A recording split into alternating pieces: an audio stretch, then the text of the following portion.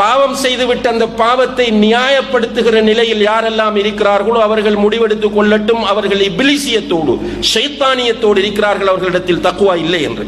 இன்றைக்கு நிறைய பேரை பார்க்கிறோம், செய்த பாவங்கள் பெரும்பாவங்கள் செய்வார்கள், வட்டி வாங்குவார்கள், சில நேரங்களில் சூதாட்டத்தில் ஈடுபடுவார்கள், பெரிய பெரிய அநியாயங்கள் செய்வார்கள், அவதூறுகள் செய்வார்கள்.